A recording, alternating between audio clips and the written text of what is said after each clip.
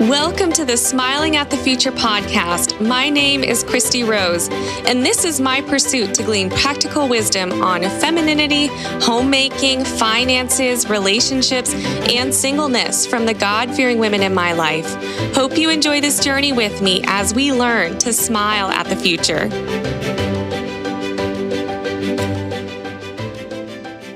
Hello, everyone. I haven't said this in a little while, but if you haven't heard, we do have an Instagram page you can follow to see encouraging quotes from past episodes.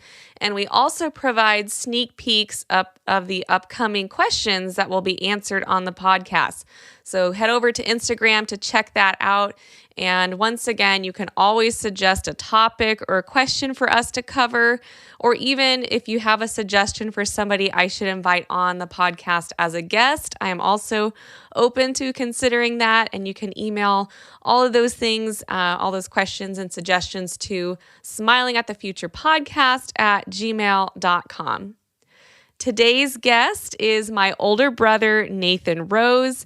Nate has been a huge supporter of this podcast from the beginning and has helped me get off the ground with purchasing equipment, but he also just spends hours letting me talk through the topics and questions for almost every episode ahead of time. So he has just put in a lot of time into this podcast, and I'm so thankful for that and for him. He has a background in computers and so was a natural fit for the discussion today. And we're going to try and make this episode as painless as possible for you all while hopefully keeping you entertained. Cybersecurity is really important, and I feel like it's an area that single women are particularly vulnerable in because we just don't know some of the risks out there. At least I don't know some of the risks, and I know I am more naive, and so I need someone to kind of guide me through how to be safer online.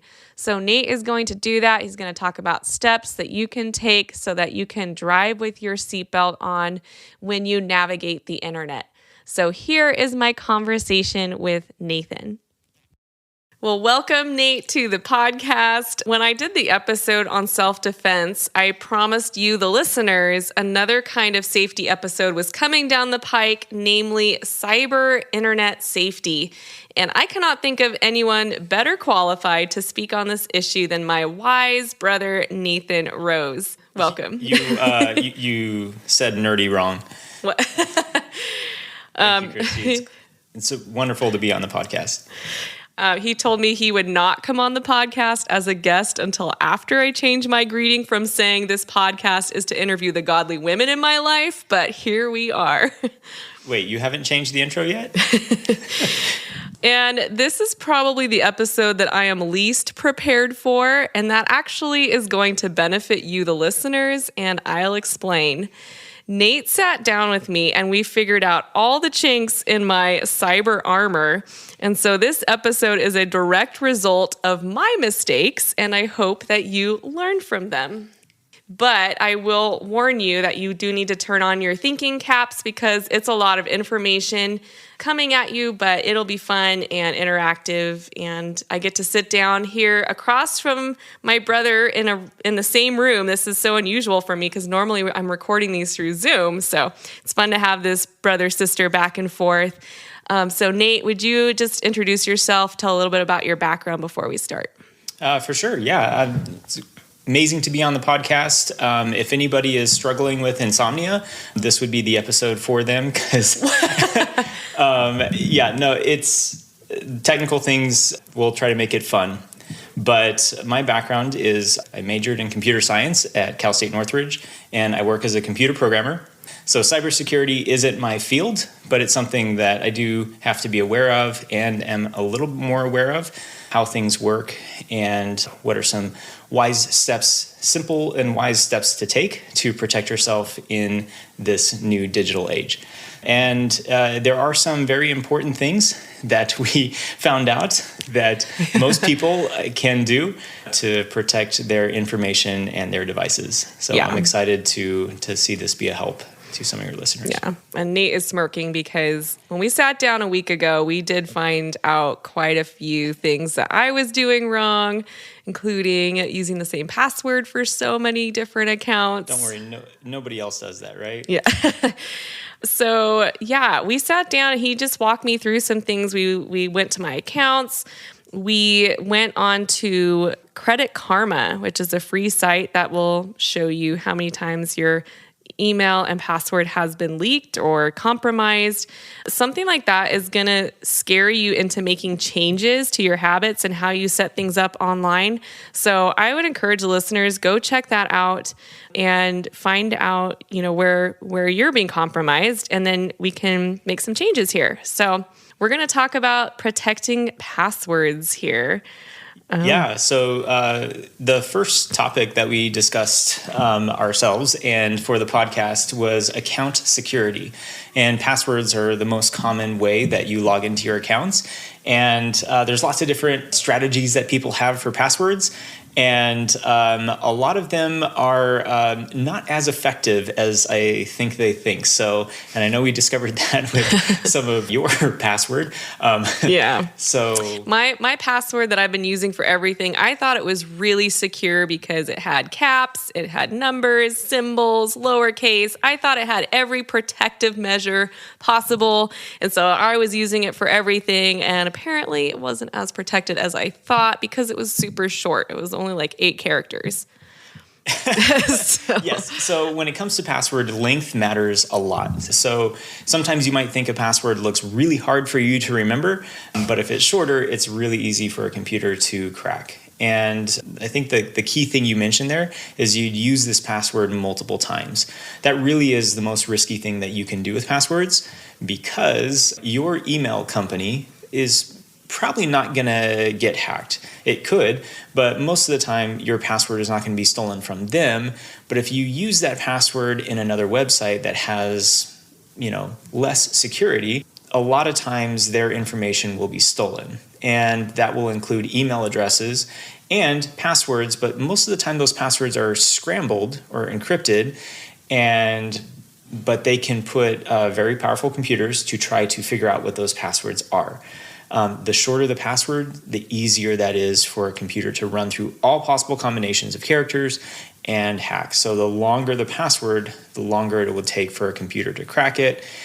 And if you use a password, even if it's a good one, but it's shorter and it's in one of those companies that has their information stolen, then your password is wide open to the public, and companies like Credit Karma or LifeLock, even your browser and Apple can show you. What they'll do is they'll go to the dark web and they will buy lists of email addresses and passwords to see what's out there. And then they will tell you which of your email addresses and passwords are compromised. And so that's an eye-opening experience. You might think you're secure, but when you go to a place like that and you see them show the first 2 characters and last 2 characters of a very common password you use everywhere, and you know that it's out there for anyone to buy, and you use it in sensitive accounts, it is definitely a realization that we need to make some changes. Yeah, definitely did that for me. And one thing that was eye-opening too is the accounts that are you should have the highest protection on. I always just assumed it was my bank account or other accounts, but no, the account that you should be most concerned about is... Yes, probably your email account. We talked about your critical accounts. So your email account, because your email account can be used to reset passwords and to give you access to a lot of your others. Plus, you have a lot of sensitive information that's sent to you, and you have a lot of contacts. So if your email account gets compromised, they can send emails to all your contacts, acting like they're from you. Hey, check out all these pictures I took and uploaded, and they'll send a link. And if somebody clicks that link, they can have their accounts or devices compromised. So yes, your email account is one to make sure you're using a unique, strong password for, and there's other ways that we can help secure it too that we'll get into. Yeah. So after we went to Credit Karma and figured out that I was majorly compromised, like over 10 times, my email and password was floating around the dark web. And the next step that we took, or Nate helped me set up on my computer, was a system called LastPass. So do you want to explain what that is to the listeners? Yeah, so one of the hardest, no matter how good you are at remembering passwords, it is next to impossible to remember all the passwords, all unique passwords for all of your accounts. And it's really annoying to type those in. So you can use a password manager. So this is a software that will keep track of all of your passwords, and you can install an extension on your browser. And anytime you go to a website, it'll automatically fill in your username and password, and you can log in. Really convenient, also really helpful because it allows you to be more secure. You can use that tool to generate new passwords that are really crazy and complex, but it'll generate it and store it, and you'll never have to type in a password for those accounts. And all you have to do is remember one really good password for your password manager. And we'll get into how to select a really good password, but it is important to have passwords that are good and memorable, probably for your critical accounts. So this would be your social media, your email, and your financial accounts. And yeah, so we can get into how to select a good password now. Yeah. So I just assumed that I was doing great with my password because I had all the elements that I thought made up a great password. But as we know, the length is actually the most protective feature that you can have for your password. So Nate walked me through a brilliant exercise. I didn't come up with it, but it was a lot of fun. Yeah. And I had no idea what we were doing. So he just told me, what was it? Yeah. So I had, the outcome is we created last week a 18-character password for Christy. And let's see, do you remember what this password was? I still remember it. But you told me when we were setting it up, you just said, okay, tell me an adjective and 2 nouns. And so off the top of my head, this is how crazy my brain thinks. I said furry, scorpion, table. Yes. So we have an easy thing to remember, 18-character password. All you have to remember is a furry little scorpion running across a table. Very memorable. Yes. That's how random it can be. Now, it is more secure if you add a few characters, random capitalization, change one of the letters to like a number or a character. And that can make it even more secure because then a computer can't just put dictionary words together to hack your password. But the length really is the security there. If it's 18 characters, it's going to be really hard for a computer to crack that. And it's much easier for you to remember if it makes some sort of sense, if it's words that you recognize. That would be one strategy, coming up with words. Probably words, don't use names of family members or pets or things in your password, but come up with good, memorable passwords for your critical accounts. So that would be a wise first step. The other thing that Nate helped me set up on my critical account, so this would be bank account, Facebook, and was it email as well? Social media, email, financial accounts. Those were a few that I would consider you want to make sure that are really well protected. Yeah.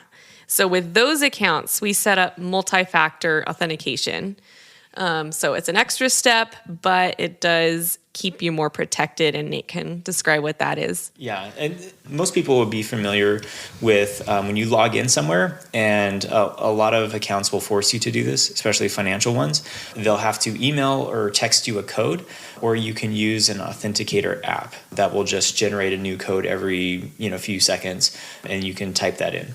So it's another step to log into your account, so that if somehow your password gets compromised, it's still really hard to log into your accounts because then they would need access to another email account or to your phone, which is much less likely. And that actually, using two-factor authentication, will prevent about 99.9% of account compromises.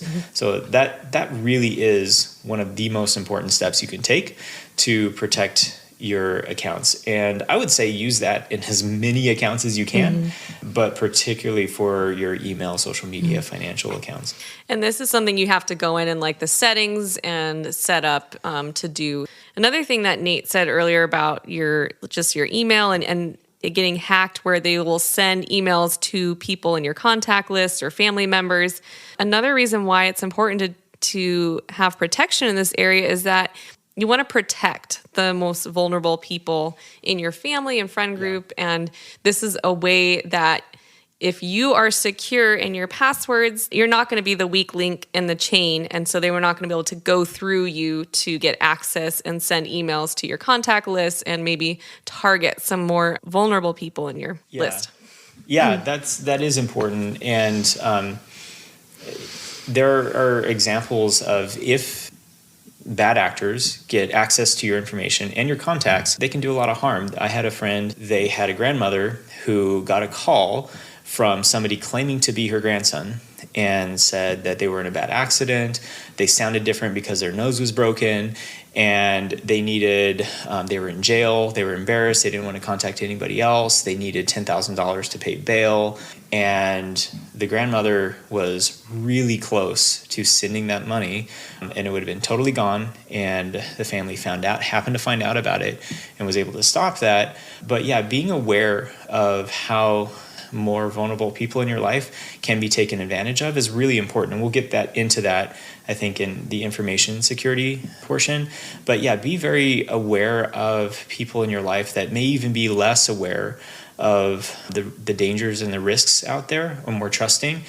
And if hackers or bad actors get access to your information and can share personal details about you or things, communications that you've had, it just makes it much easier for them to take advantage of people in your life. So the next part we're going to talk about is like your device security, protecting your phones, PCs, being aware of the different apps that you're using. So, yeah. Information privacy is a huge topic, and a lot of the services out there are free because you are the product. They use your information and advertise to you, that's a whole nother conversation. But yes, be cautious, especially any communications that you get. If you get an email from your bank and it says, hey, click here to log into your account, there's a fraudulent charge or something, just go to Google, put in your bank's name and click on that link, rather than clicking any links from a message or an email. That's just something to do. Be very cautious about clicking links in emails, even if it's from somebody you know, even if it looks somewhat benign. If you're not expecting it, if it looks a little weird, just be safe. So, and then being aware of the apps on your phone, how much information that you're sharing with those apps can be helpful. So if you get an app and it wants access to your photos and it really doesn't need it, or once you give it access to your photos, it can upload all of them to its services and use it to make your face look weird, which can be fun, but you're giving the app a lot of information about you and potential to, just download all of your photos. So just be careful. If you haven't used apps in a while, go ahead and delete them. Turn off location services for apps. That's a ton of information about where you live, where you work, who you're with. So just be a little more cautious about the information that you give online and what's the messages and if somebody posts something on social media like, ooh, you can save 40% on Ray-Ban sunglasses, probably don't click on that. Yeah. Because it might take you to a site and it's like, oh, you got to log into Facebook again, and then you put your email address and password and voila, now they have access to your Facebook account. So that's kind of how that stuff works a lot of the time. Another thing to think about with smartphone apps is just because it's popular doesn't mean that it's necessarily secure. Back in the day, there was one of the top apps, I think it was on iTunes, that was is like super bright flashlight something. And it was one of the top apps. It had ads and it had access to a ton of your information for a flashlight app that just turned on your little camera light.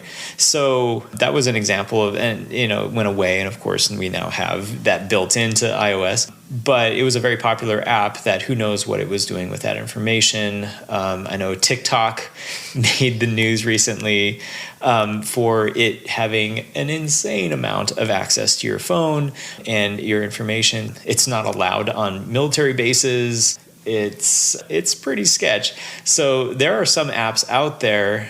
I think, was it the Face app that you could upload pictures and then make yourself look old or add hair? Oh, yeah. I've used it. It's a lot of fun. Yeah, old Nate is pretty hilarious. Yes. We won't show any of those pictures. But they're a lot of fun. But they're also risky because any service, some of those are put out by other countries, China or Russia, or companies that are in those countries that have servers in those countries that are not covered by certain laws. So you just have to be careful about the apps that you use and the information you give those apps. And it's probably just good to be safe. And are they going to do much with the information? Most of the time, those apps, if they're used nefariously, are going to be used to target dissidents in another country or something, which you might not be. But it's still good to be a little bit smart about how you use things on your device. If you haven't used an app for a little bit, probably remove it. Go into your permissions and just turn off location sharing with apps that don't need it, or just in general. Don't let a ton of apps have access to your photos or your contacts. Those are all things that can be a little bit risky. So just being aware of that is probably wise. And now you're armed with information, so you can't say, I don't know what I don't know. It's... know the wise course of action. So I would encourage the listeners to make these changes and take the time to do that. Another thing when it comes to device security and information security is you probably get a lot of spam calls, and some of those are pretty ridiculous. Robots saying they're from the Social Security Administration and or from the FBI saying that you need to call them right away because they've committed a crime or something. Most people are not going to fall for that, hopefully, but just in general, if you get out of the blue phone calls or text messages that claim to be from some sort of institution or your bank, just go directly to your bank, go to their website, call them, and don't fall for that. But also be aware that there are probably vulnerable people in your life that's very scary. So have those conversations with people that they know that they're not going to be called by their banking institution to reset their password, or they're not going to be called about their car's extended warranty or about from the Social Security Administration, to just ignore those. And if you get text messages or WhatsApp messages from people who you don't know, especially if they contain links, just don't click on those. There was an example I think it was Jeff Bezos, that his information was compromised because he received a WhatsApp message from somebody in another country, and they were able to get access to his phone and photos and things like that. So a lot of smart people can fall for this. And there's even cases where you don't have to click links and they can still compromise your device. There was a recent one with Apple where a lot of Apple devices had software installed that could allow people to take over the device, turn on the microphone, access all the information on it. Now, it appeared that wasn't being used, Matt, by a lot of hackers out in the world. It was more for governments to target people. It was kind of a really high-level thing. But just the realization that capability is out there, and it is possible for your phone to be turned on or your microphone to be turned on or information to be stolen. So just being careful is good, but it is a risky world. And there's, as in the example with Bezos or others, it's really hard to close all of the doors and windows. So don't be paranoid. Trust that God is in control, but living wisely is a good thing, and not making foolish mistakes. Driving with your seatbelt on online is a good thought to have. Now, what about like the camera on your phone, on your laptop? I know some people will cover that with paper or tape or something. Do you think that's important for safety? Yes. Yeah, I think that would be very important, especially your computer. So if somehow malware gets onto your computer, you click a link, you're not careful in your browsing, it can see what you're doing, but it can also have access to your devices. And nowadays with the pandemic, with Zoom, a lot of people are setting up work from home. They have cameras connected, a lot of times in their bedrooms. So it would just be good practice to not have cameras, especially connected to your computer, that are plugged in and always available. So you should probably get into the habit of unplugging them, covering them. A lot of webcams have covers that you can like slide closed or put something on top of them. So just get in the habit of doing that or unplugging it to be safe, closing your laptop when you're not using it.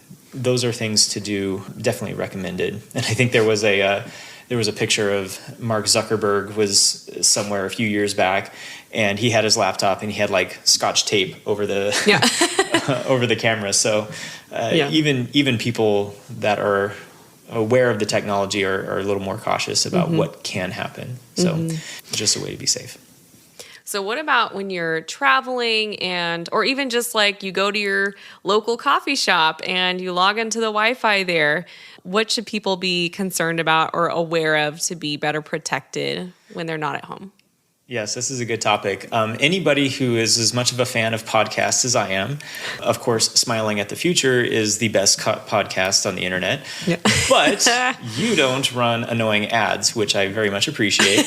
But if you ever listen to podcasts, you probably have heard about VPNs. Probably from Ben Shapiro. Possibly.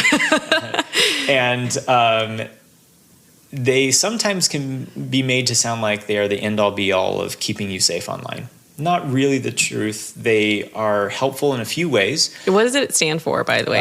VPNs is a virtual private network. Okay. So this is essentially...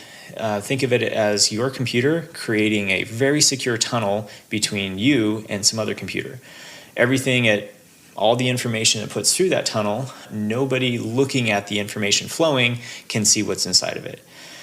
The reason why this is important is if you go to a coffee shop and you connect to the Wi-Fi and you start browsing, a lot of the information you're sending is wide open. So somebody that goes to the coffee shop, they can look at all the traffic that's flowing, and then they can mine out information. This is particularly true if you're traveling overseas. That's a whole nother topic, how to keep yourself safe if you're out of the country. I guess the short answer was probably don't take your devices. If you can get a burner phone, do that. Be very cautious. But even if you're in the US and you're connected to a Wi-Fi network, it is wise to have a VPN. This encrypts all of your traffic, and one of the other features a VPN can do, even if you're home, is it can make you look like you're somewhere else, so that when you go to a website, they don't know exactly where you are. That's useful both from a security standpoint, and it can be fun because if you're overseas, you can watch like streaming content from the US, and that's kind of how people use it. But I would say if you are frequently connecting to publicly available Wi-Fi, getting a VPN is highly recommended in those settings. And you said also to make sure that the Wi-Fi has a password you have to put in. Is that another safety? Yeah, especially if you're not having to put in a Wi-Fi password, that is even more risky because the information flowing in those networks is completely unencrypted. So the next section we're going to talk about information security. I'm going to just start us off by asking, what information should you not post online or on social media or Yeah, it's it's good to be cautious about what you put out there very publicly. And if you can, make your social media private, and that's useful. I mean, if you post on Facebook that's wide open to the public, I'm going to be out of the town for a week, you know, that's okay. Potentially they could know that you're not going to be home or something. But more realistically, it's just, say you go on social media and you answer one of those questionnaires about like, what was your cat's name growing up, or your Disney name is the street you grew up on plus your favorite color. Well, that's nice and all, but that is information that you may happen to use for your security questions and things like that, or may use for your password. So it's just wise to be cautious about what you share online. And nowadays, a lot of people are regretting information that they posted years back. So yeah, that is something to think about. Yeah, usually the regrets that I have are from those Facebook memories, and you're like, 10 years ago, why was I putting that as a status? Yes. It's highly entertaining, but it's also very cringeable. I can't relate. I wouldn't know what you're talking about. No Nate's been wise his whole life. Sure. Okay, so under information security, what else did you want to talk about? So another big topic in information security is identity theft. And so a lot of times when companies are stealing your information online, what they're trying to do is they can use that to act like they're you, most often to set up financial accounts that you're on the hook for, or they can use that information to compromise your accounts. We've already talked about that. So it is wise to be aware of all of the financial accounts that have been set up in your name. So LifeLock has been around for a while. They're, one example of a company that you can, pay for and, be able to see all of the financial accounts under your name. Does somebody, take out a credit card or a mortgage or something? And what happens is, if a bad actor gets your name, social security number, a bunch of information, they can act like they're you, set up an account, spend a bunch of money, and then now you're on the hook for it because it is they think it's you. It's that mortgage you created. And so using Credit Karma, using LifeLock, using some of these other companies that you can see your credit score and the accounts open is useful to see if something has happened, and then be alerted when something changes. If you open a new credit card account, you should be getting alerts that a credit card account has been opened in your name. And if that's something that you've done recently, and then you start getting a bunch of services being like, was this you? Was this you? Did you open this account? That's a good thing. And if you don't, then you probably need to have some of those services set up that can kind of keep tabs and make sure that you're aware of what's happening under your name. Well, that's good. I guess another topic in information security is a little bit fresh, is backups and losing of information. Yeah. We had a fun time recording this podcast for about 20 to 30 minutes and realized we weren't recording. We had such a good roll going. It was like... It was so much better than what we have now. Yeah. No, this is round 2, everyone. Yeah. We recorded 30 minutes and it didn't save, but it's because Nate graciously and generously bought some new equipment, and we're still learning how to use it to record this in-person episode, actually. What she's saying is that the nerd failed to realize how to use the equipment and didn't realize it was recording. My bad. It was, but yes, that's always a rough realization when you lose data. I had an experience. I was ocean kayaking and decided I wanted to take pictures of this adventure at my brother's bachelor party. And I fell out of the kayak, of course, and I got back into the kayak. And the phone that I had in a waterproof case attached to a lanyard ripped off before I could realize it and sunk to the bottom of the Pacific Ocean. It was murky. There was no way I was getting it back. So I lost my phone. What I also realized after the fact is that I had not set up my Apple to automatically back up my photos. That would be something I would recommend, using Apple's backup. And if you have a phone and you can set up and even pay a little bit of money to have your phone backed up, if you ever lose it or it gets broken, you can get another phone and be right back where you started, not lose any messages or contacts or photos. I had most of that set up except for my photos, but I was saved because I had set up my photos to be backed up to Google Photos. So, and especially now, a lot of our lives we're taking pictures and videos, and it's fun to go back and that's a log of our life. And if you lose that, it's a hole.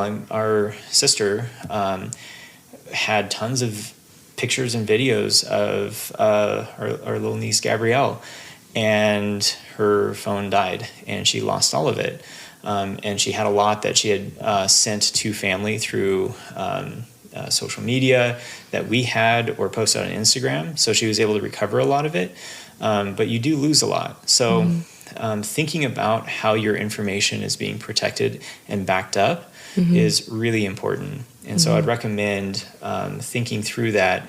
And if you were ever to lose access to that account or lose that device, are you going to lose everything? And having multiple backups in the internet, backups on your computer, backups into a hard drive that you plug in once in a while, it's a little bit of a hassle, but when you lose it, it's going to be hard. Yeah, it's going to be something you're going to be very thankful you did. And it is a hassle to do all of this and to set it up, but it's just part of being wise with your life. This is not an episode where there's a lot of chapter and verse citations, but it's just a wisdom issue, being wise, protecting yourself where you can. And there's a lot of proverbs about that very fact, about foreseeing danger, protecting yourself, not taking a dangerous route. Like Nate said at the beginning, so much of our life is online, and this is the medium that God has allowed us to use at this point. So knowing how to use it well is really crucial. Yeah. And I appreciated the verse that John Derbecker mentioned in the security podcast of Proverbs 22:3.